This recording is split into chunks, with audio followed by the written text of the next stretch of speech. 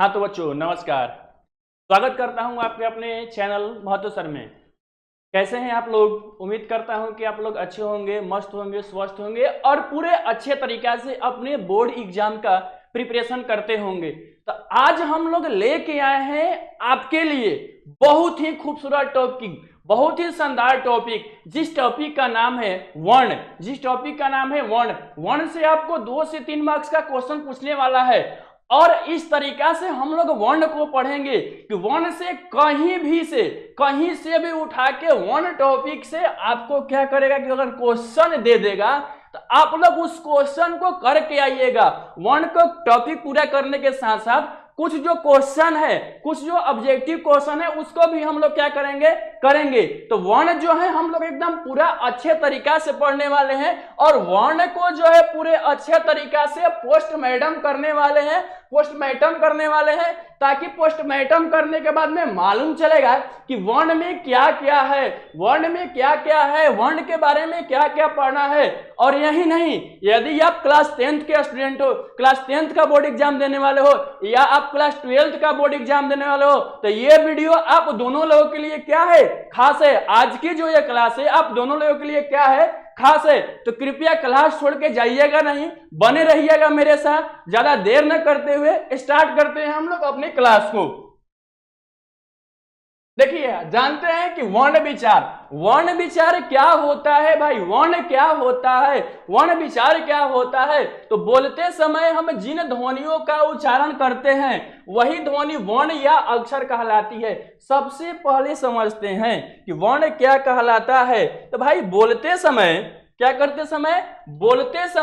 हम जिन भी ध्वनियों को उच्चारण करते हैं, जो भी बोलते हैं, बोलते समय जिन भी ध्वनियों को या अक्षर को उच्चारण करते हैं उसे ही तो हम लोग वर्ण कहते हैं, उसे ही हम लोग क्या कहते हैं, वर्ण कहते हैं। वर्ण भाषा की सबसे छोटी इकाई है। वर्ण क्या है? भाषा की सबसे छोटी इकाई है। उससे छोटा कोई भी चीज नहीं है। एकदम जो छोटा से छोटा पार्ट होता है वही एकदम छोटा इकाई है। यानी कि वर्ण को हम लोग इस तरीका से भी बोल सकते हैं कि वर्ण उसे हम लोग कहते हैं जिसका खंड या टुकड़ा नहीं किया जा सकता है। बात समझ में आया? उसे हम लोग क्या बोलते हैं, वर्ण कहते हैं। जैसे आप लोग कुछ एग्जाम्पल देकर हम क्या करते हैं, समझाते हैं। देखिए यहां पर हमने एग्जाम्पल लिखा राम। हमने क्या एग्जाम्पल लिया है, राम। और राम एग्जाम्पल को देखिए, अगर हम लोग इसके सबसे छोटे छोटे पार्ट्स में क्या कर रहे हैं, तोड़ रहे हैं, इसको हम लोग छोटे छोटे पार्ट्स में तोड़ रहे हैं। तो देखिए राम का जो है र का हो जाएगा आधा र। यहां पर राम में देखिए र आ प्लस म प्लस अ, यानी कि जो राम है वह 4 वर्णों या 4 अक्षरों के मेल से क्या हुआ है, बना है। यानी कि जो राम है वह 4 वर्णों या 4 अक्षरों के मेल से क्या हुआ है, बना हुआ है। जब इन 4 अक्षरों को हम लोग क्या करते हैं, मिलाते हैं, तो कौन सा शब्द बनता है? तो भाई राम शब्द का क्या होता है, निर्माण होता है। नहीं समझ में आया तो एक और एग्जांपल देखते हैं। दूसरा एग्जांपल हमने क्या लिखा है, पत्र का। अब देखिए पत्र को भी हम लोग छोटे छोटे भाग में, अभी हमने बोला क्या कि वर्ण जो होता है भाषा या ध्वनि की क्या होती है, सबसे छोटी इकाई या सबसे छोटा अक्षर होता है। तो एकदम जब पत्र को हम लोग छोटे छोटे अक्षरों में या वर्णों में तोड़ेंगे, देखिए पत्र में आधा प, धन अ, धन त, धन र और धन अ, यानी कि प जोड़ अ जोड़ त जोड़ र और जोड़ अ। यानी कि पत्र को अगर हम लोग छोटे छोटे अक्षरों में तोड़ेंगे तो पत्र जो है 5 छोटे छोटे अक्षरों से मिलकर, पत्र जो है 5 छोटे छोटे अक्षरों से मिलकर एक शब्द का निर्माण हुआ है। और वह शब्द का क्या निर्माण हुआ, वह शब्द क्या बना हुआ है, तो वह शब्द बना हुआ है पत्र। अब एक और एग्जांपल लेते हैं। सबसे जो है एग्जांपल ये देखिए, यहां पर एक एग्जांपल है हैं। तो भाई है जो है कितने शब्दों से मिलकर बना हुआ है, तो है 2 शब्दों से मिलकर बना हुआ है, एक आधा ह और एक ए। अब इन 2 शब्दों को जब हम लोग जोड़ते हैं, इन 2 शब्दों को जब हम लोग जोड़ते हैं तो कौन सा शब्द बनता है? इन 2 अक्षरों को जब हम जोड़ते हैं तो कौन सा शब्द बनता है, तो है शब्द बनता है। देखिए हिंदी भाषा में इन वर्णों की कुल संख्या 44 होती है। हिंदी भाषा में इन वर्णों की कुल संख्या 44 होती है, कहीं कहीं इन वर्णों की संख्या 48 भी बताई जाती है। यानी कहा जाए कि वर्ण को हिंदी भाषा में वर्ण कुल कितने होते हैं हिंदी भाषा में, तो आप लोग को हिंदी भाषा में वर्णों की कुल संख्या जो होती है 44 होती है। और कहीं कहीं आप लोगों को यह भी देखने को मिलेगा कि वर्ण जो है हिंदी भाषा में 48 भी होता है। तो आप लोग 48 कैसे होगा, तो आप लोग देखे होंगे कि जब ढ लिखा जाता होगा तो ढ के बगल में एक और ढ लिखा जाता होगा, ढ के नीचे क्या होता होगा, बिंदु, जिसको हम लोग क्या लिखते हैं, ढोलक ढ लिखते हैं। क्या लिखते हैं, ढोलक ढ लिखते हैं। बात समझ में आ रहा है। इसी तरीका से अगर हम लोग क्या लिखते हैं, ड लिखते हैं तो दू गो डंग ऐसे लिखा जाता है। ऐसे करके जो होता है 4 जो ध्वनियां होता है, 4 जो वर्ण होता है, 4 जो अक्षर होता है वो क्या होता है, बढ़ जाता है। तो 44 और 4 कितना होता है, 48। तो कहीं कहीं आपको 44 भी देखने को मिल जाएगा और कहीं कहीं 48 भी देखने को मिल जाएगा। तो आप लोग से क्वेश्चन पूछ लेगा कि हिंदी भाषा में वर्ण की कुल संख्या कितनी होती है, तो कहीं कहीं जहां ऑप्शन में अगर 44 रहेगा तो 44 मार दीजिएगा, और नहीं तो 48 रहेगा तो 48 मार दीजिएगा, दोनों सही हो सकता है। आगे चलते हैं, आगे देखिए। अब वर्ण के कितने भेद होते हैं, यानी कि वर्ण को कितने भागों में बांटा गया है, वर्ण को कितने तरीकों से बांटा गया है। कहा जाए कि वर्ण के कितने लड़के होते हैं, तो वर्ण के 2 लड़के होते हैं, एक होता है स्वर और एक होता है व्यंजन। वर्ण के कितने लड़के होते हैं, तो 2 लड़के होते हैं, एक होता है स्वर और एक होता है व्यंजन। अब आगे देखते हैं कि स्वर किसे कहते हैं, व्यंजन किसे कहते हैं। ठीक है, तो सबसे पहले बारी बारी हम लोग जानकारी लेते हैं। क्या जानकारी लेते हैं कि स्वर वर्ण, कौन वर्ण, स्वर वर्ण। स्वर वर्ण किसे कहते हैं, तो जिन वर्णों का उच्चारण, जिस वर्णों के उच्चारण में किसी अन्य वर्ण की सहायता न लेनी पड़े, उसे हम लोग स्वर वर्ण कहते हैं। और यह जो स्वर वर्ण होती है, यह स्वर वर्ण स्वतंत्र ध्वनि होती है। यह जो स्वर वर्ण होती है, यह स्वर वर्ण स्वतंत्र ध्वनि होती है। यह स्वर वर्ण का एक इस तरह से भी हम लोग परिभाषा तो बोल सकते हैं, डिफिनीशन बोल सकते हैं कि जिनका उच्चारण लगातार किया जा सकते या जिनका उच्चारण बिना रुके किया जा सके, उसे हम लोग क्या बोलते हैं, स्वर बोलते हैं। ठीक है, आगे देखिए। अब देखिए हिंदी में स्वर वर्णों की संख्या कितनी होती है, तो हिंदी में स्वर वर्णों की संख्या कितनी होती है, 11 होती है। और कौन कौन से होते हैं, तो अ, आ, ई, उ, री, ए, ऐ, ओ, औ। तो हिंदी में टोटल स्वर वर्णों की संख्या कितनी होती है, तो 11 होती है। अब आगे हम लोग समझते हैं कि स्वर के कितने प्रकार होते हैं। तो उच्चारण के दृष्टि से स्वर के 3 प्रकार होते हैं। पहला होता है हर्स्व स्वर, दूसरा होता है दीर्घ स्वर और तीसरा होता है पलु स्वर। पहला होता है हर्ष स्वर, दूसरा होता है दीर्घ स्वर और तीसरा होता है पलु स्वर। तो बारी बारी हम लोग समझेंगे कि हर्ष स्वर किसे कहते हैं, दीर्घ स्वर किसे कहते हैं, पलु स्वर किसे कहते हैं। आइए हम लोग समझते हैं। देखिए हर्ष स्वर, इनके उच्चारण में सबसे कम समय लगता है, यानी कि हर्ष स्वर के उच्चारण करने में सबसे कम समय लगता है, उसे हम लोग क्या बोलते हैं भाई, हर्ष स्वर बोलते हैं। अब हर्ष स्वर में कौन कौन सा स्वर आता है, तो हर्ष स्वर में अ आता है, ई आता है, छोटा ऊ आता है और छोटा री आता है। तो इसके उच्चारण करने में क्या होता है, बहुत ही कम समय लगता है, तो इसे हम लोग क्या बोलते हैं, हर्ष स्वर बोलते हैं। उसके बाद दीर्घ स्वर होता है, तो जिस स्वर के उच्चारण करने में हर्ष स्वर से 2 गुना समय लगता हो, जिस स्वर के उच्चारण करने में हर्ष स्वर से 2 गुना समय लगता हो, उसे हम लोग दीर्घ समय स्वर कहते हैं। जैसे दीर्घ स्वरों की टोटल संख्या कितनी होती है, तो 7 होती है। दीर्घ स्वर कितने होते हैं, तो 7 होते हैं। अब 7 में कौन कौन सा होता है, तो आ होता है, ई होता है, बड़ी ई होता है, छोटा ऊ होता है, ए होता है, ऐ होता है, ओ होता है और औ होता है। बात समझ में आया क्या। दीर्घ स्वर किसे कहते हैं, तो हर्ष स्वर से 2 गुना समय जिसको लगता है बोलने में, उसे हम लोग दीर्घ स्वर कहते हैं। और दीर्घ स्वर कितना होता है, तो दीर्घ स्वर टोटल 7 होता है। और टोटल 7 कौन कौन सा होता है, तो भाई आ होता है, बड़ी ई होती है, बड़ा ऊ होता है, ए होता है, ऐ होता है, ओ होता है और अ होता है। तो टोटल दीर्घ स्वर कितना हो गया? 7 हो गया।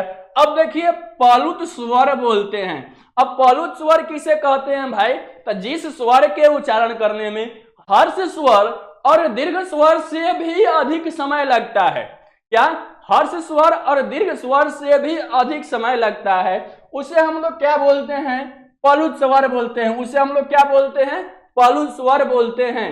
यानी कहा जाए पलुत स्वर का प्रयोग हम लोग कब करते हैं? तो आप लोग जब हम किसी को बुलाना होता है, किसी को पुकारना होता है, तो उस स्थिति में हम लोग क्या करते हैं? पलुत स्वर का प्रयोग करते हैं। जैसे बुलाना होता है कि ए सुन, क्या कर रहा है, आओ, बात समझ में आ रहा है? तो इस स्थिति में हम लोग किस स्वर का प्रयोग करते हैं? तो पलुत स्वर का प्रयोग करते हैं। ठीक है। और इसका जो चिन्ह होता है वह ऐसे होता है, यानी कि अ के आकार का होता है। इसको हम लोग अ के सेंस में क्या करते हैं? पढ़ते हैं। पलुत स्वर का जो चिन्ह होता है इस तरीका से होता है। बात समझ में है? जैसे सुनो, ओम, राम इत्यादि, यह सब जो है त्रिमात्रक विभक्ति है, त्रिविमीय विभक्ति है। बात समझ आया?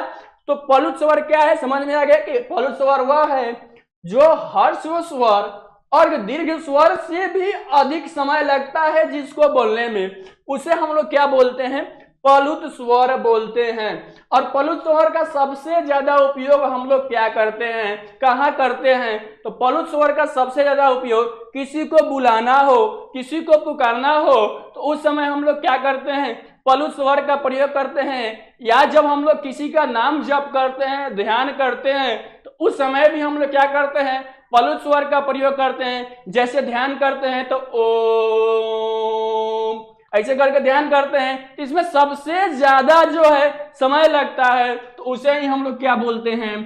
पलुत स्वर बोलते हैं। आगे बढ़ते हैं। अब देखिए आगे आते हैं व्यंजन वर्ण। व्यंजन वर्ण किसे कहते हैं? तो जिन वर्णों का उच्चारण स्वर की सहायता से किया जाता है वे व्यंजन वर्ण कहलाते हैं। क्या? जिन वर्णों का उच्चारण स्वर वर्ण की सहायता से किया जाता है। बात समझ में आया? जिन वर्णों का उच्चारण स्वर वर्ण की सहायता से किया जाता है उसे हम लोग व्यंजन वर्ण कहते हैं, या वह व्यंजन वर्ण कहलाता है। अब देख लेते हैं कि व्यंजन वर्ण कितने प्रकार के होते हैं। तो व्यंजन वर्ण जो होता है 3 प्रकार का होता है। कौन कौन होता है? स्पर्श व्यंजन होता है, अंतःस्थ व्यंजन होता है और उसमें व्यंजन होता है। बात समझ में आ गया? व्यंजन वर्ण किसे कहते हैं? कि स्वर की सहायता से जिसका उच्चारण किया जाए उसे हम लोग क्या बोलते हैं? व्यंजन वर्ण बोलते हैं। व्यंजन वर्ण कई गो होता है? तो व्यंजन वर्ण 3 गो होता है। कौन कौन होता है? तो स्पर्श व्यंजन होता है, अंतःस्थ व्यंजन होता है और उसमें व्यंजन होता है। अब बारी बारी से हम लोग समझेंगे कि स्पर्श व्यंजन क्या होता है, अंतःस्थ व्यंजन क्या होता है, उसमें व्यंजन क्या होता है। टेंशन नहीं लीजिए, यहीं से आप लोग के एग्जाम में क्या करने वाला है? क्वेश्चन पूछने वाला है। तो कृपया छोड़ के जाइएगा नहीं। अगर छोड़ के जाइएगा तो आपका 2 से 3 मार्क्स क्या होने वाला है? घाटा में जाने वाला है। तो इसलिए हमारे साथ बने रहिए और लास्ट तक बने रहिए। क्लास को बीच में छोड़ के जाइएगा तो फिर मजा नहीं आता है। यानी कहा जाता है कि एक कहावत है, बड़े बड़े अच्छे अच्छे लोगों ने कहा है कि अधजल गगरी छलकत जाए। यानी कहने का मतलब है कि अगर अधूरा ज्ञान रहेगा तो कहीं भी क्या होता है? घाटा होता है। कहीं भी हम लोग क्या होते हैं? आफत विपत में, परेशानी में क्या हो सकते हैं? पढ़ सकते हैं। इसलिए आप लोग पूरा ज्ञान लेके जाइएगा। आधा बीच में क्लास छोड़ के जाइएगा तो फिर आप लोग क्या होगा? समझ में ही नहीं आएगा और एग्जाम में कहीं पूछ देगा अंतःस्थ व्यंजन के बारे में, कौन सा अंतःस्थ व्यंजन है, अंतःस्थ व्यंजन कितने होते हैं, तो उस समय आप तो देखे ही नहीं है, बीच में छोड़ के चले गए हैं, तो कहां से आएगा? तो वहां से आपका 1 नंबर क्या हो जाएगा? कट जाएगा, चला खत्म हो जाएगा। इसलिए एकदम जोश, एनर्जी, जुनून के साथ बने रहिए। क्योंकि जो तैयारी है ना जीत की है, तैयारी जो है ना नंबर 1 टप लाने की है। तो इसलिए आइए आगे बढ़ते हैं, जिसे देखिए स्पर्श व्यंजन होता है, अंतस्थ व्यंजन होता है और उसमें व्यंजन होता है। अब स्पर्श व्यंजन हम लोग किसे कहते हैं, तो स्पर्श व्यंजन के बारे में जानते हैं कि स्पर्श व्यंजन किसे हम लोग कहते हैं। देखिए स्पर्श व्यंजन क्या होता है, स्पर्श यानी छूना। स्पर्श का मतलब क्या होता है, छूना, किसी को छूना, टच करना। बात समझ में आया, किसी को छूते हैं तो कहते हैं कि स्पर्श कहते हैं। बात समझ में आया, यानी जिन व्यंजनों का उच्चारण, क्या, जिन व्यंजनों का उच्चारण करते समय फेफड़े से निकलने वाली वायु, फेफड़े से निकलने वाली वायु यानी हवा, फेफड़े से निकलने वाली हवा कंठ, तालु, मूर्धा, दंत या होठ को स्पर्श करते हुए क्या करती है, स्पर्श करती है, उन्हें हम लोग क्या बोलते हैं, उन्हें हम लोग बोलते हैं स्पर्श व्यंजन। एकदम एक सीक्रेट ट्रिक बताऊंगा कि अगर आप लोगों के स्पर्श व्यंजन से क्वेश्चन आ जाएगा ना, आप ही को बोल रहा हूं, आप ही को, समझ में आया ना, इधर उधर ध्यान मत दीजिए, इधर देखिए, एकदम बहुत चुपके से बता रहा हूं, चुपके से, एकदम चुपके से बता रहा हूं कि यह ट्रिक सीख लीजिएगा ना। स्पर्श व्यंजन से अगर कोई भी क्वेश्चन आ जाएगा ना, आप उसको एकदम पक्का करके आइएगा, यह मेरा गारंटी है। तो कृपया ध्यान से एकदम देखते रहिए, इधर उधर नहीं देखते रहिए, बने रहिए मेरे साथ, नहीं तो अगर बीच में गड़बड़ किए ना तो आपके साथ फिर गड़बड़ हो जाएगा। आइए देखिए क्या होता है भाई, स्पर्श व्यंजन क्या होता है कि जो हम बोलते हैं और बोलते समय जो हमारा मुंह से जो हवा निकलता है, और हवा निकलते समय जो हमारा जीभ है इधर उधर, यानी दांत में टच कर गया, ओठ में टच कर गया, कंठ से हवा निकल गया, ओठ उसमें काम कर गया, तो उसी को हम लोग स्पर्श व्यंजन बोलते हैं। अब देखिए स्पर्श व्यंजन की संख्या कितनी होती है, तो स्पर्श व्यंजन की टोटल संख्या जो होती है 25 होती है। स्पर्श व्यंजन की टोटल संख्या कितनी होती है, स्पर्श होती है। अब आप लोग कहिएगा कि ला सर अभी आपने बताया कि टच करती है, अभी बता रहे हैं कि 25 को है, एकदम यही तो जादू छिपा हुआ है, यही तो राज छिपा हुआ है।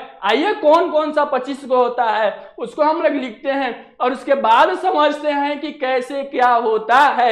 एकदम ध्यान से बने रहिएगा। देखिए 25 जो होता है क से लेकर म तक, क्या, कितना से लेके, क से लेके म तक, यानी क्या, क,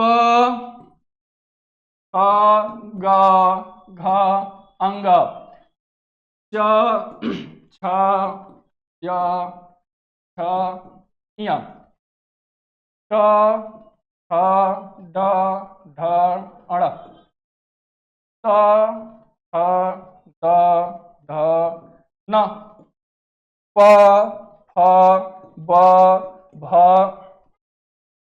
म, यानी कि यह कितना हो गया, यह 5 हो गया, यह 5 हो गया, यह 5 हो गया, और यह 5 हो गया, और यह 5 हो गया, और सबको ऐड करेंगे तो कितना हो गया भाई, 25। ठीक है, अभी कहिए कि सर आप क्या पढ़ाने लगे, आप क ख ग पढ़ाने लगे, क ख ग नहीं पढ़े हम, क्या आप हमको क ख ग पढ़ा रहे? अरे भाई समझो तो, समझोगे तो मालूम चलेगा ना, कि खाली कह दो क ख ग पढ़े ही नहीं है। यही तो मेन बात छुपा हुआ है, यही तो मेन जादू छिपा हुआ है, यही तो ट्रिक छुपा हुआ है। देखो हमने क्या बोला, समझो क्या, कि वायु कंठ, तालु, मूर्धा, दांत, ओष्ठ। बात समझ में आ रहा है कि हवा जो है वह कंठ, यानी यहां से कंठ इसको बोलते हैं, और इसको दबा के बोली कुछ आवाज निकलेगा, इसको दबाने के बाद बोलेंगे तो कुछ आवाज निकलेगा, सर एकदम खत्म। अब तनी से दबा दीजिएगा तो तुरंत हरिहर की मर्जी का टिकट कट जाएगा। ऐसा नहीं करना है, जीवन जो है बहुत क्या है, अनमोल है। आइए देखते हैं, क, ख, ग, घ, अंग, इसको हम लोग बोलते हैं कंठ। अब आप लोग कहिए कि सर डायरेक्ट आपने लिख दिया कंठ, डायरेक्ट आपने इसको लिख दिया क्या, च, छ, ज, झ, य, इसको हम लोग बोलते हैं तालु, इसको हम लोग क्या बोलते हैं, तालु, इसको हम लोग बोलते हैं मूर्धा, इसको हम लोग क्या बोलते हैं, मूर्धा, इसको हम लोग बोलते हैं दंत, इसको हम लोग क्या बोलते हैं, दंत, और इसको हम लोग बोलते हैं ओष्ठ। क्या बोलते हैं, इसको हम लोग बोलते हैं ओष्ठ या ओठ बोलते हैं, ओष्ठ या ओठ बोलते हैं। बात समझ में आया? अब कहिए कि सर आपने तो डायरेक्ट लिख दिया, यह तो हमको कुछ समझ में नहीं आया। अरे भाई समझो ना, मैं समझा रहा हूं, अभी तो लिख दिया। ध्यान दो कि क ख ग घ अंग। अब क ख ग घ अंग बोलते समय, क ख ग घ अंग बोलते समय जो हमारा जीव है कहीं काम कर रहा है क्या? डायरेक्ट बोलो तो जो हवा है हमारी ये कंठ से निकल कर, यह जो कंठ है इस कंठ से निकल कर डायरेक्ट क्या हो रही है? बाहर आ रही है। पढ़ के देखो ना भाई, तुमको बोल रहा हूं, पढ़ो ना। क ख ग घ अंग, जो जीव है कहीं टच कर रहा है क्या? नहीं टच कर रहा है। डायरेक्ट जो है आवाज कहां से निकल रहा है? इस कंठ से निकल रहा है। जब जिसका आवाज जहां से निकलता है यानी कंठ से निकल रहा है, तो क से लेके अंग तक को हम लोग क्या बोल देंगे? कंठ बोल देंगे। क से लेके अंग तक को हम लोग क्या बोल देंगे? कंठ बोल देंगे। उसके बाद अब देखो सेकेंड क्या होता है? तालु। तो च छ ज झ य, तो जब जो हम लोग का जीव है, जो हम लोग का क्या है? जीव है, ऊपर वाला भाग में टच कर रहा है कि नहीं कर रहा है? तालु जो इसमें टच कर रहा है कि नहीं कर रहा है? अगर वहां हम लोग का जीव टच कर रहा है तो वह क्या हो जाएगा? ऊपर वाले भाग को हम लोग क्या बोलते हैं? तालु बोलते हैं। ऊपर वाले भाग को हम लोग क्या बोलते हैं? तालु बोलते हैं। बोल के देखो ना भाई, च छ ज झ य, जीव जो है तुम्हारा ऊपर टच कर रहा है कि नहीं टच कर रहा है? कर रहा है ना, तो वह क्या हो जाएगा? तालु। क्या हो जाएगा? तालु। अब देखो ट ठ ड ढ ण, जो जीव है ट ठ ड ढ पढ़ते समय तालु और नीचे वाले भाग के, ऊपर और नीचे वाले भाग के बीचों बीच टच कर रहा है, तो उसको हम लोग क्या बोलते हैं? मूर्धा बोलते हैं। उसको हम लोग क्या बोलते हैं? मूर्धा बोलते हैं। त थ द ध न, त थ द ध न बोलते समय जिभिया कहां टच कर रहा है? जीभ कहां टच कर रहा है? दांत में टच कर रहा है। जब जीभ दांत में टच कर रहा है तो उसको हम लोग क्या बोलेंगे? दंत बोलेंगे। उसको हम लोग क्या बोलेंगे? तो दंत बोलेंगे। बात समझ में आई? आया बात समझ में? तो वीडियो को लाइक कीजिए, एकदम लाइक करने में कमी मत कीजिए, और दोस्तों के साथ एकदम शेयर कीजिए, क्लास को एकदम शेयर कीजिए, कि जिस तरह से आपका प्रॉफिट हो रहा है उस तरह से आपके दोस्तों को भी क्या हो? फायदा हो, ताकि आपके दोस्त भी एग्जाम में अच्छे से अच्छे नंबर ला सके। क्योंकि तैयारी जो है ना जीत की है। और आप लोगों की यह जो क्लास है ना, यह जो क्लास रामबाण, कौन बाण है? रामबाण है। यह क्लास जो है रामबाण है, और रामबाण जो होता है कभी फेल नहीं होता है। राम का जो बाण होता है कभी फेल नहीं होता है। आगे देखिए, प फ ब भ म, जब हम लोग प फ ब पढ़ते हैं तो प फ ब भ पढ़ते समय हम लोगों का जो ओठ है केवल काम करता है। क्या काम करता है? बोलिए ना। प फ ब भ म, प फ ब बोलने में हम लोग का जो है ओठ केवल काम करता है, तो उसी को हम लोग बोलते हैं क्या भाई? ओष्ठ बोलते हैं। उसको हम लोग क्या बोलते हैं? ओष्ठ बोलते हैं। बात समझ में आ गया? हम क्यों बोल रहे थे कि बोलते समय जो हम लोग का जीव है, जो हम लोगों का हवा, जो हम लोग के कंठ से हवा निकलती है, वो जहां टच करेगी, जिसको टच करेगी उसी का हम लोग क्या कर देंगे? नाम दे देंगे। यहाँ पढ़ के देखिए, क ख ग घ अंग जो है कंठ से निकल रहा है, यहां से निकल रहा है। च छ ज झ य, जो हम लोग का जीभ है ऊपर टच कर रहा है। ट ठ ड ढ ण, ट ठ ड ढ ण में जो हम लोग का जीभ है ऊपर और नीचे दोनों में टच कर रहा है। त थ द ध न में जो हम लोग का जीभ है दांत में टच कर रहा है। प फ ब भ म में जो है केवल हम लोग का ओठ काम कर रहा है, इसलिए इसको हम लोग क्या बोल देंगे? ओष्ठपुट बोल देंगे। और यहाँ से क्वेश्चन कैसे पूछता है? यहाँ से क्वेश्चन इस तरीका से पूछता है, बोलेगा कि प का उच्चारण स्थान बताइए। तो फटाक दे आप लोग क्या बोलिएगा? प। क्या बोलिएगा? प। अरे कहिए कि सर ने बताया था क्या भाई? बच्चों बोलिएगा आप लोग कि सर ने बताया था क्या कि जब बोलते समय ओठ काम करेगा तो क्या उसको बोलेंगे? वो ओष्ठ हो जाएगा। तो प का उच्चारण स्थान ऑप्शन में क्या रहेगा? ओष्ठ रहेगा। बस ओष्ठ पर क्या कर देना है? ऑप्शन में क्या रहेगा? ओष्ठ लिखा रहेगा या ओठ लिखा रहेगा, ओष्ठ पर क्या कर देना है? कि टिक कर देना है। तो आपको वहां से क्या हो जाएगा? सही हो जाएगा। बात समझ में आया? अब आगे हम लोग आते हैं सेकेंड, हम लोग आते हैं सेकेंड जो है अंत अस्त व्यंजन है। सेकेंड जो है अंत अस्त व्यंजन। अंत अस्त के मतलब क्या होता है? अंदर और बाहरी के बीचों बीच, अंदर और बाहर के दोनों तरफ क्या? बीचों बीच। क्या? अंत अस्त यानी क्या? मध्य में या बीच में, यानी क्या? मध्य में या बीच में। अंत मतलब अंदर और बाहर के एकदम दोनों के बीच में। क्या? अस्त का मतलब स्थिति। ठीक है, अस्त का मतलब क्या होता है? स्थिति। यानी अंत अस्त व्यंजन स्वर और व्यंजन के बीच उच्चारित किए जाते हैं। उच्चारण के समय जिह्वा मुख के किसी भाग में पूरी तरह स्पर्श नहीं करती है, और यह जो है 4 होते हैं। कौन कौन सा होता है? य, र, ल, व। बात समझ में आया? अंतःअस्त का मतलब क्या होता है? बीचों बीच में। और जब हम लोग अंतःअस्त को बोलते हैं तो जो जिह्वा है मुख के किसी भाग को क्या करती है? छूती नहीं है, टच नहीं करती है, स्पर्श नहीं करते। और जो अंतःअस्त होता है कितना होता है? 4 होता है। कौन कौन? य, र, ल, व। य, र, ल, व। बोल के देखिए ना भाई, जीभ जो है बीचों बीच में है कि नहीं, आप खुद बोल के देखिए ना, तब उसके बाद बोलिएगा। ठीक है, क्लास समझ में आ रहा है तो एकदम कमेंट करते रहिए, खूब कमेंट करते रहिए। चलिए आगे बढ़ते हैं। उसमें व्यंजन क्या होता है बच्चों? उसमें व्यंजन बच्चों क्या होता है? देखते हैं उसमें व्यंजन क्या होता है। उसमें का मतलब होता है गरम। उसमें का मतलब क्या होता है? गरम। देखिए इन व्यंजनों के उच्चारण करते समय, इन व्यंजनों के उच्चारण के समय वायु मुख से रगड़ खाकर ऊष्मा पैदा करती है। मुख से गर्म रगड़ खाकर क्या करती है? ऊष्मा पैदा करती है। यानी उच्चारण के समय मुख से गर्म हवा निकलती है। यानी उसमें व्यंजन किसे कहते हैं? उसमें व्यंजन उसे कहते हैं जिस वर्ण को या जिस अक्षर को बोलते समय रगड़ या घर्षण करके, जीभ ऊपर और नीचे क्या करते हैं? रगड़ या घर्षण करके, और अपने मुख से क्या होती है? गर्म हवा निकालती है। अपने मुख से क्या होती है? गर्म हवा निकलती है। तो उसी को हम लोग उसमें व्यंजन बोलते हैं। और उसमें व्यंजन कितने होते हैं? तो उसमें व्यंजन 4 होते हैं। कौन कौन होता है? तो तलावी स, मूर्धनी स, दंती स और ह। यह कितने व्यंजन हो गए? 4 हो गए। बोल के देखिए ना, तलावी स, मूर्धनी स, दंती स, ह। कितने हो गए भाई? 4 हो गए। बात समझ में आ रहा है? कितने हो गए? 4 हो गए। आया समझ में? अब चलते हैं आगे। आगे क्या है भाई?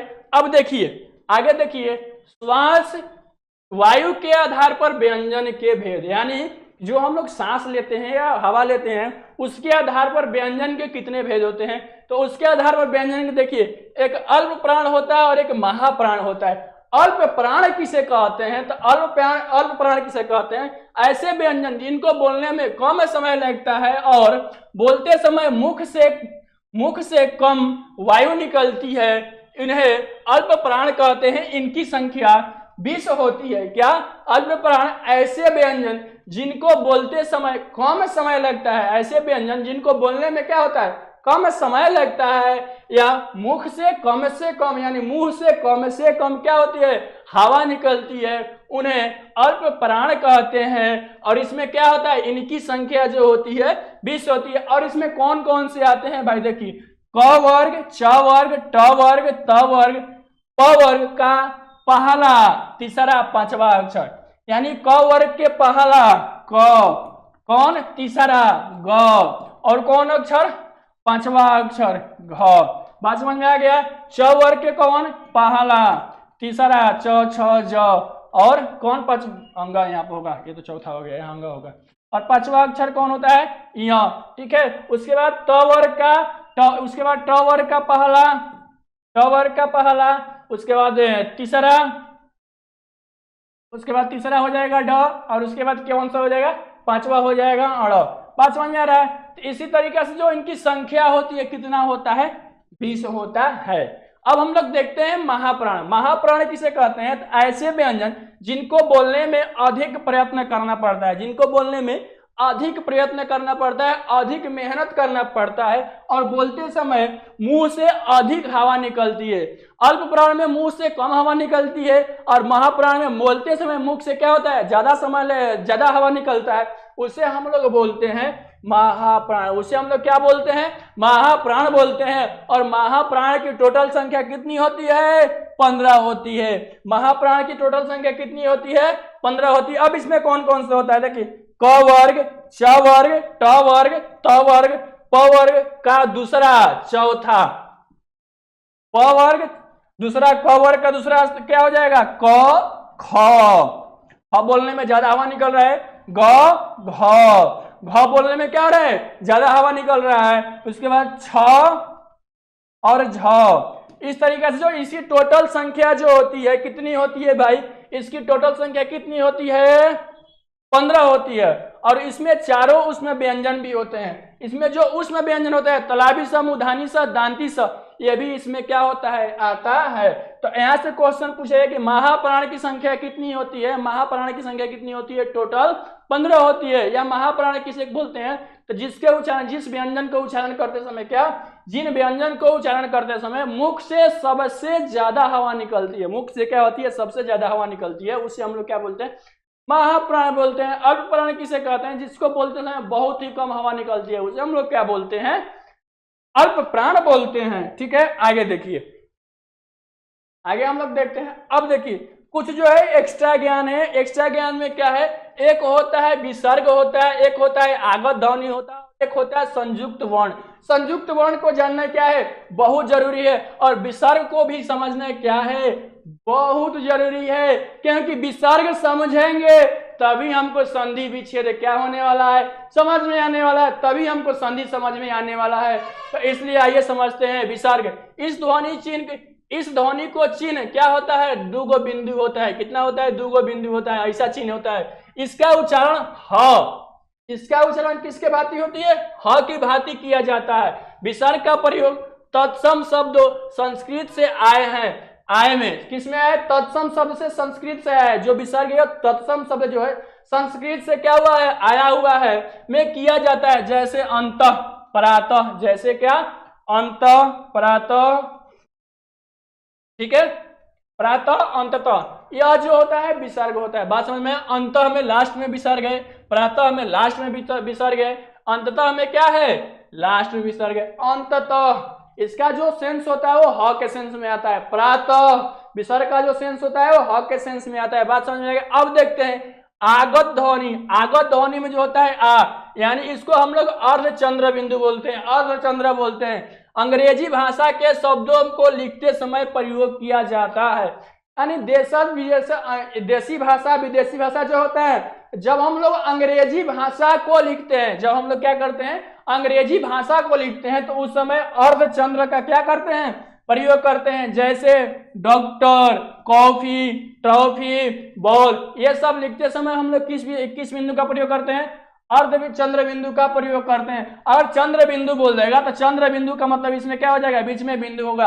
अब अर्धचंद्र बिंदु जो हो गया, यह अर्धचंद्र बिंदु हो गया। इस बात को ध्यान दीजिएगा, कहाँ चंद्र बिंदु होता है, कहाँ अर्धचंद्र बिंदु होता है, क्योंकि चिन्ह जो होता है ना, हिंदी में बहुत मायने रखता है, क्योंकि कहाँ पूर्ण विराम लगाना है, कहाँ बिंदु लगाना है, कहाँ फुल स्टॉप लगाना है, कहाँ अर्धचंद्र बिंदु लगाना है, कहाँ चंद्र बिंदु लगाना है। अगर ये नहीं समझ में आएगा तो जो आपके एग्जामिनर होगा वो आपके ये सारे शब्द को पढ़ के क्या कर देगा, आपके अंक को भी 1 नंबर 2 नंबर क्या कर सकता है, 1 नंबर क्या कर सकता है, काट सकता है। और ये सारी चीजों को बारीकी से एकदम ध्यान से समझते हुए चलना है, क्योंकि अगर छोड़ दी जाए बोर्ड एग्जाम में 1-1 नंबर, आधा नंबर क्या होता है, हमारे लिए बहुत बड़ा क्या होता है, महत्व रखता है। तो ये सारी चीजों को क्या करना है, ध्यान में रखते हुए और अच्छे से लिखते हुए क्या करना है, चलना है। आगे देखते हैं हम लोग संयुक्त वर्ण। संयुक्त वर्ण क्या होता है भाई, तो वर्णों का मेल, वर्णों का मेल वर्ण संयुग कहलाता है। यानी कि जब दो वर्ण आपस में मिलते हैं तो उसी को हम लोग क्या बोलते हैं, वर्ण संयोग कहते हैं। उसी को हम लोग क्या बोलते हैं, वर्ण संयोग कहते हैं। इन वर्णों के अलावा हिंदी भाषा में कुछ संयुक्त वर्ण की भी प्रयोग किया जाता है। यानी कि जब दो वर्ण आपस में मिलते हैं तो मिलते समय जो होता है उसी को हम लोग क्या बोलते हैं, संयुक्त वर्ण बोलते हैं। और हिंदी में कौन कौन सा संयुक्त वर्ण है, देखिए छ, त्र, स्र, ज्ञान। अब देखिए छ में कौन कौन से शब्द मिलकर छ बना है, तो आधा क और तला मूर्धानी स, आधा क और मूर्धानी स मिलकर क्या बना है, छ बना है। त्र जो है किसमें मिला है, तो आधा त और र मिलकर क्या बना है, त्र मिला है। जैसे क्या हो गया, त्रिशूल, त्रिशूल, त्रिशूल, त र, त्रिशूल, त्र त र, दुबारा है ना, त्र स र, श्र मतलब क्या हो जाएगा, श्रमिक, विश्राम। और जो ज्ञ है इसमें ज और य, ज्ञ, ज और य अ मिलकर क्या हुआ है, ज्ञ का बना हुआ है। ठीक है, समझ में आया। अब आगे हम लोग देखते हैं थोड़ा सा अनुस्वार, अनुनासिका। क्या देखते हैं, अनुस्वार, अनुनासिका और आयोग। यहां से भी आप लोगों का एक क्वेश्चन पूछता है, अनुस्वार किसे कहते हैं, अनुनासिका किसे कहते हैं। अनुस्वार और अनुनासिका से क्वेश्चन तो पूछता ही पूछता है, इसलिए आप लोग वीडियो स्किप नहीं कीजिएगा, देखते रहिए। देखिए अनुस्वार किसे कहते हैं। देखिए अनुस्वार का जो चिन्ह होता है वो क्या होता है, किसी शब्द के ऊपर क्या होता है, कपार पर क्या होता है, बिंदी होता है। समझ में आया? उसी को हम लोग क्या बोलते हैं, अनुस्वार बोलते हैं। वर्ण भी ऐसे स्वरों के बाद आते हैं, इसका उच्चारण नाक से किया जाता है। इसका उच्चारण जिस वर्ण के बाद होता है उसी वर्ण का, जिस वर्ण के बाद होता है उसी वर्ण के सिर पर क्या होता है, बिंदु के रूप में क्या होता है, लगाया जाता है। यानी अनुस्वार का जो हम लोग उच्चारण करते हैं वह नाक से करते हैं, और अनुस्वार का जो चिन्ह होता है, जिस भी वर्ण का उच्चारण करेंगे, जिस भी अक्षर का उच्चारण करेंगे, जैसे हम लोग क का उच्चारण कर रहे हैं तो क के कपार पर क्या किया जाएगा, बिंदी को लिखा जाएगा। समझ में आया? तो बिंदी के रूप में क्या किया जाता है, अनुस्वार का क्या किया जाता है, उच्चारण किया जाता है। जैसे रंग, जंगल, संग, तिरंगा, यानी कि बोलते समय जो है नाक पर जोड़ पड़ रहा है, रंग, जंगल, तिरंगा, ये सब बोलते समय किस चीज पर जोड़ पड़ रहा है, नाक पर।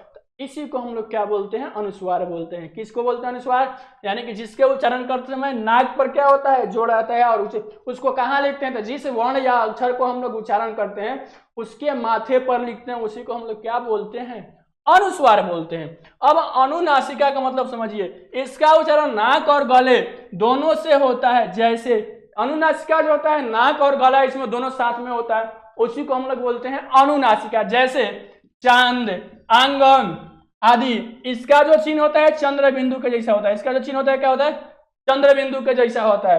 अब अयोग्य वाह क्या होता है, तो हिंदी व्याकरण में अनुस्वार अ एवं विसर्ग अ को अयोग्य वाह बोलते हैं। यानी कि जब दोनों का मिलन होता है, जब दोनों होता है तो उसी को हम लोग क्या बोलते हैं, अयोग्य वाह बोलते हैं। अयोग्य वाह न तो पूर्ण रूप से स्वर होता है और ना ही पूर्ण रूप से क्या होता है, व्यंजन होता है। यानी कि जो अयोग्य वाह है, अयोग्य वाह में इसको अंग और अंग और को हम लोग क्या बोलते हैं, अयोग्य वाह बोलते हैं। और जो ये अयोग्य वाह होता है, ना तो ये पूरे बढ़िया तरीका से क्या होता है, स्वर ही होता है, और ना ही क्या होता है, व्यंजन ही होता है। बात समझ में आया? ना इसको हम लोग स्वर बोल सकते हैं अच्छे तरीके से, ना इसको हम लोग क्या बोल सकते हैं, व्यंजन बोल सकते हैं। ठीक है, ना इसको हम लोग स्वर बोल सकते हैं और ना ही हम लोग क्या बोल सकते हैं, व्यंजन बोल सकते हैं। तो आज का जो क्लास है इतना तक रहा, और उसके बाद हम लोग कुछ जो है बहुवैकल्पिक प्रश्न क्या कर लेते हैं, देख लेते हैं, ताकि जितना हम लोग पढ़े हैं वो हमको क्या हुआ है, याद हुआ है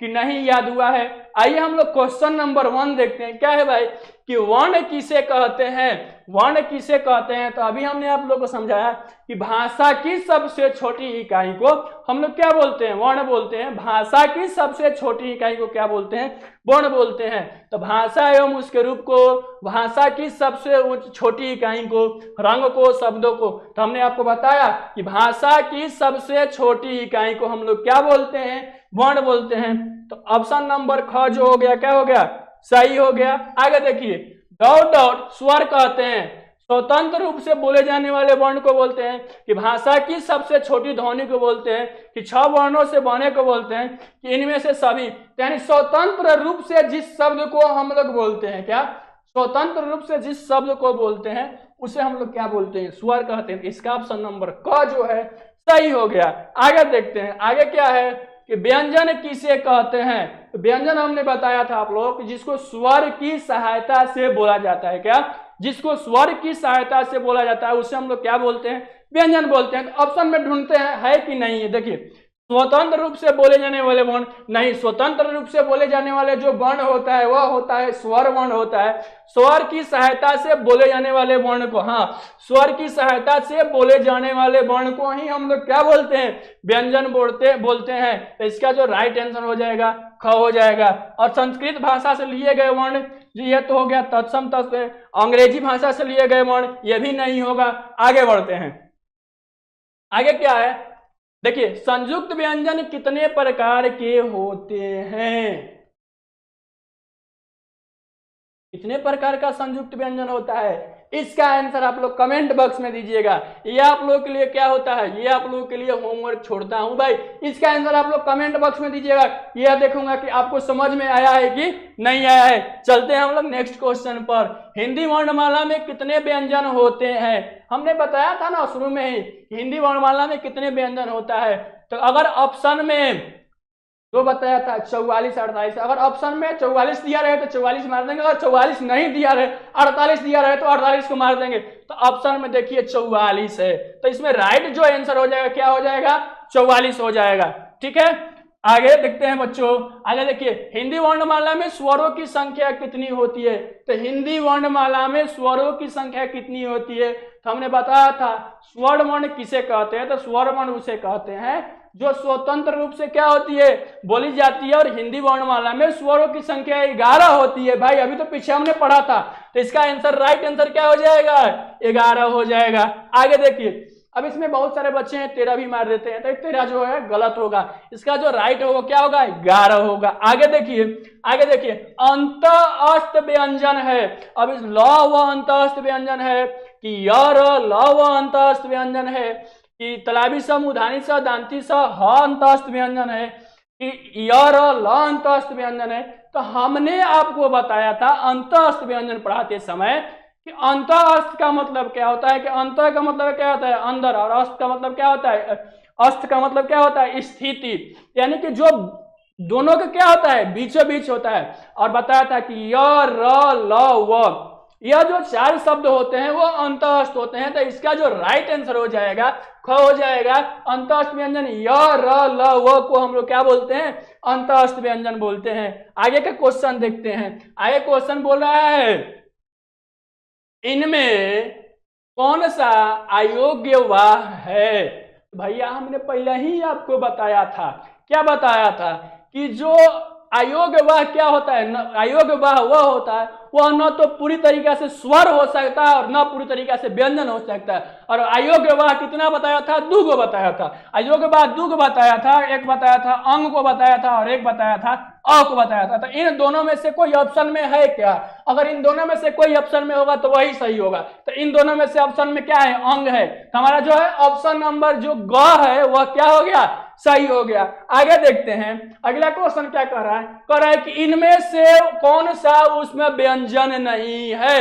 अब उसमें व्यंजन क्या होता है, अरे भाई टेंशन नहीं लेने का मतलब है, उसमें व्यंजन क्या होता है, उसमें का मतलब होता है गर्म। और उसमें व्यंजन जब हम लोग बोलते हैं और बोलते समय रगड़ या घर्षण होता है और जिससे मुंह से क्या होती है, गर्म हवा निकलती है, उसे उसमें व्यंजन बोलते हैं। लेकिन ना उसमें व्यंजन नहीं पूछ रहा है, पूछ रहा है क्या कौन सा उसमें व्यंजन नहीं है। उसमें व्यंजन बताना नहीं है, गलती से उसमें व्यंजन टिक मत कीजिएगा, नहीं है इसमें पूछ रहा है भाई। तो इसमें से तो एक ही दिखाई दे रहा है यह जो है उसमें व्यंजन नहीं है, क्योंकि तलावी स को बोलते हैं तो इसमें रगड़ या घर्षण होता है, दंती स को बोलते हैं तो रगड़ या घर्षण होकर मुंह से गर्म हवा निकलता है, ह को बोलते हैं तो मुंह से गर्म हवा निकलता है। तो यह जो है यह तीनों जो है यह क्या हो गया, यह तो उसमें व्यंजन हो गया। इसमें से एक ही है जो क्या है, उसमें व्यंजन नहीं है। तो इसका राइट आंसर जो हो जाएगा क्या हो जाएगा, ऑप्शन नंबर क हो जाएगा। आगे नेक्स्ट देखते हैं, नेक्स्ट में है विसर्ग का उच्चारण किस प्रकार से होता है। विसर्ग का उच्चारण किस प्रकार से होता है, तो इसका आंसर भी आप लोग क्या कीजिएगा, कमेंट में दीजिएगा।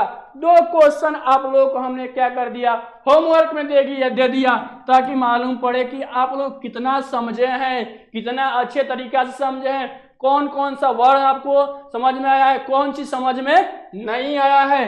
ठीक है, कौन सी समझ में नहीं आया है। तो आज के लिए बच्चों इतना ही, आज का क्लास हमारा क्या होता है, समाप्त होता है। और कमेंट में यह भी लिखिएगा कि आज का क्लास कैसा रहा, कितने आपको समझ में आया, कौन सा चीज समझ में नहीं आया।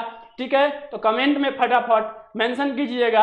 अगर आप लोगों को क्लास अच्छा लगा होगा तो क्लास को क्या कीजिएगा, लाइक कीजिएगा, शेयर कीजिएगा और हमारे चैनल को सब्सक्राइब कीजिएगा, क्योंकि हमारे चैनल पर सारे सब्जेक्ट का जो है आप लोगों को क्या होने वाला है, क्लास मिलने वाला है। तो आप लोग हमारे चैनल को सब्सक्राइब करके रखिएगा, जब भी आप लोगों को डेली क्लास मिलने वाला है। और डेली क्लास कितना बजे मिलेगा, डेली शाम को 6 बजे आप लोग के पास जो है क्लास चला जाएगा, तो डेली क्लास मिलेगा। तो इसके लिए आप लोग क्या कीजिएगा, सब्सक्राइब कीजिएगा और सब्सक्राइब करने के बाद बेल आइकन को प्रेस कर दीजिएगा, ताकि जो है क्लास का नोटिफिकेशन आपके पास पहुंच जाए। तब तक के लिए इतना ही पर रुकते हैं। आप लोगों को जय हिंद, जय भारत, नमस्कार बच्चों। आज का क्लास इतना ही तक।